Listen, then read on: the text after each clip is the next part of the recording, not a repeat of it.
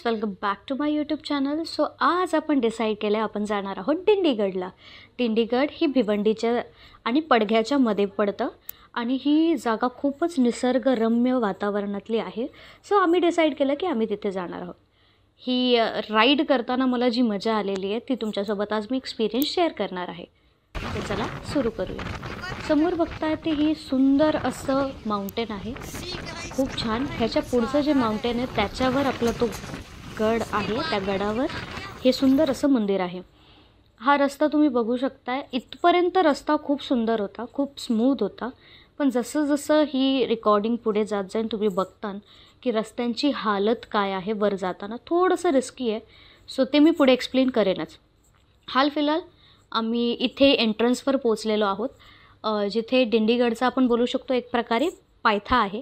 त्या पायथ्याला आपण पोचलो आहे आणि इथून चालू होतं आहे ते जंगल, ज्याच्या थ्रू आपण जाणार आहोत त्या दिंडीगडापर्यंत.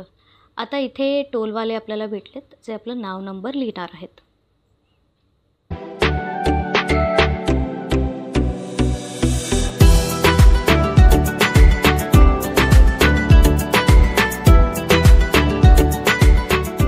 सो हे लिहायमागचं कारण हे की इथे खूप सारे असे इन्सिडेंट्स घडलेले आहेत ज्यामुळे रिस्क आहे. जर उद्या चालून काही अपघात होतो आहे तर आपले नाव नंबर हे त्यांच्याकडे रजिस्टर असतात. सो त्यामुळे ही चौकशी. आता इथे तुम्ही बघत असताना की कसे रस्ते आहेत आणि ही चढाण आहे, पूर्णपणे चढाणचा रोड आहे आणि रस्ता हा खूपच खराब. इथे बघा हे रस्त्यांची अवस्था आहे. ह्या रस्त्यांवरून चालताना एक रिस्क आहे, जर रेस चुकला आणि आमच्याकडून 2 वेळा रेसचा असा प्रॉब्लेम झालेला आहे ज्यामुळे आम्ही पडता पडता वाचलो आहे. सो येताना प्लीज रेसचं लक्षात ठेवा. हा रस्त्याची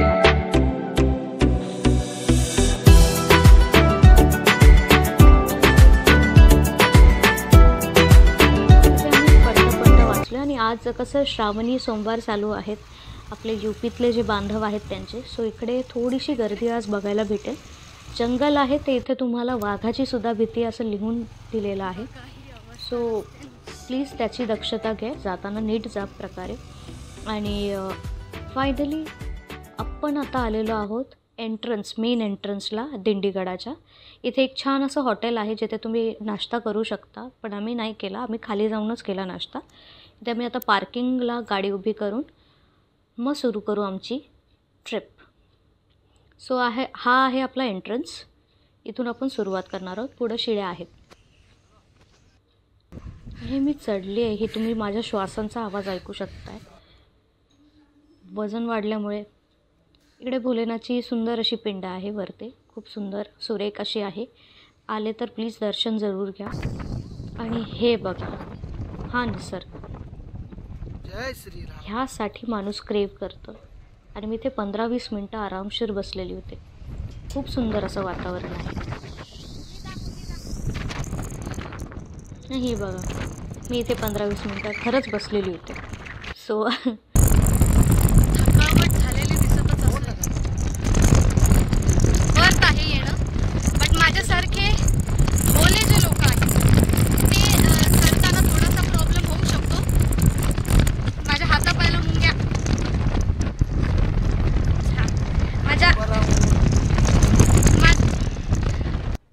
अरे कहना क्या चाहते हो? माझ्या हातापायाला मुंग्या येत आहेत वर आल्यापासून, कारण ट्रेकिंग करणं खाण्याचं काम नाही आहे. असं आम्ही हे बघा मी तुम्हाला दाखवते. इथून खालून आम्ही इकडे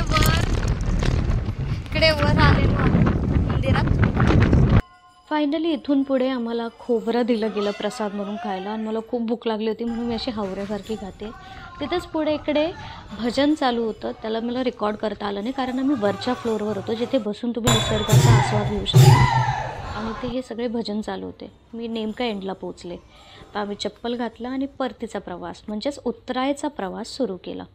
ह्या त्या शिड्या आहेत ज्याच्यावरून चालताना माझी हालत टोटली खराब झाली होती. आणि ह्याच्यात काही शिड्या अशा तुटलेल्या आणि मोठ्या मोठ्या ब्लॉक्सच्या सुद्धा आहेत. सो येताना प्लीज ट्रेकिंग करताना शूज जरूर घालून या. मी चप्पल घालायचा हा मूर्खपणा केला होता, तुम्ही हे करू नका. हालत बघू शकताय, टिक्का पुरा पसरून गेलाय. खूप सुंदर असं नाही म्हणणार ट्रिप, बट पाय जाम गेलेत कामातून. बट छान आहे, निसर्गरम्य वातावरण आहे, सुंदर असं दिसते. सो नक्की विजिट करा दिंडीगड, अतिशय सुंदर. आता आपण करूया परतीचा प्रवास. कुठला असा विषय झालाय. सो फायनली आम्ही उतरलो आहे आमच्या जागी, म्हणजे आमच्याच घरी आम्ही पोचलो आहे. आणि इथे एक खूप फेमस रेस्टॉरंट आहे हरदासमल करून, मी तिथे बसलेली आहे जेवायला. खूप भूक लागली आहे, डोकंसुद्धा खूप पकडलं होतं, पूर्णपणे हालत अशी खराब झाली होती. आणि सो मी विचार केला घरी न जेवता आपण हॉटेलवरच जेवूयात आणि मग घरी जाऊयात. सो आता हालफिलहाल खूप रेस्ट करते, कमरेचा पार म्हणजे चुरा झालेला आहे. बट आत्ता थोडा रिलीफ वाटतो आहे. अँड आम्ही आता जेवण करणार आहोत. खूप भूक लागली आहे आणि असला आळस आला आहे, झोप नुसती झोप सुटली आहे. हा भाजी पनीरमध्ये सांगा. काय सांगता? साधा साधा जाम थकायला झालंय. आता आम्ही जेवतो आणि जेवून घरी जाऊन तुम्हाला कळवते काय कसं आहे. चला.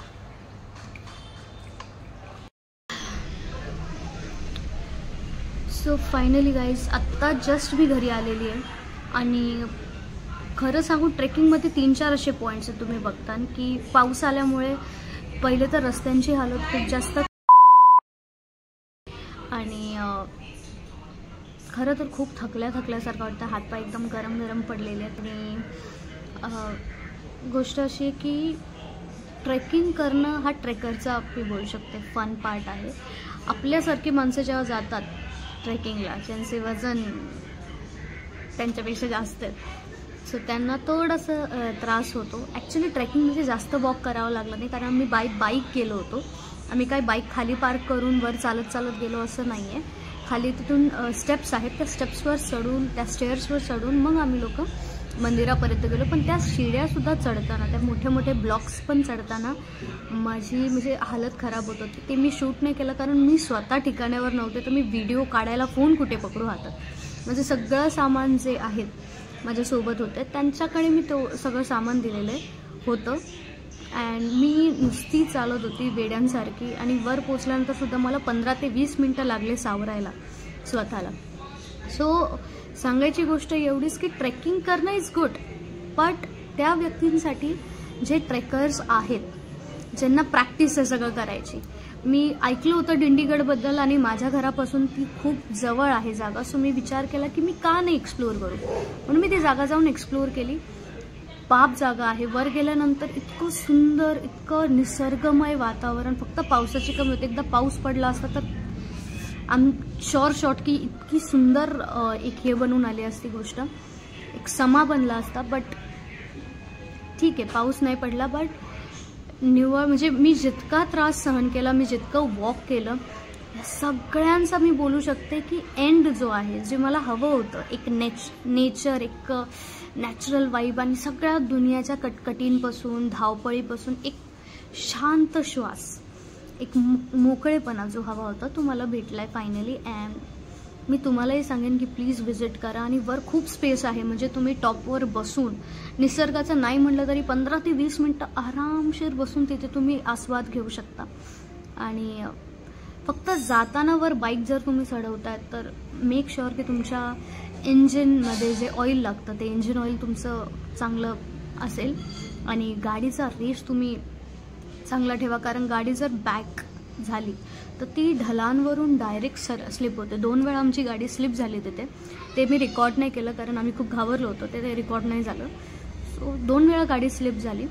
सो त्यामुळे जनते पावसाळी टाईम आहे, सो गाडी चालवताना तेवढा विचार करा. बाकी ट्रेकर्सला एक छोटीशी ट्रीट मी बनेन. ती जागा इतका मोठा ट्रेकिंग स्पॉट नाही आहे, बट तिथे पोहोचल्यानंतर वरती जे सुंदर असा नजारा दिसतो, खूप सुंदर आहे, बघण्यासारखा आहे.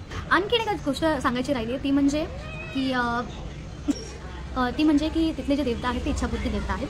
सो तुम्ही जर तिथे जाता तर काही मागायला विसरू नका आणि आम्हाला सुद्धा कळवा. कळवतात ना?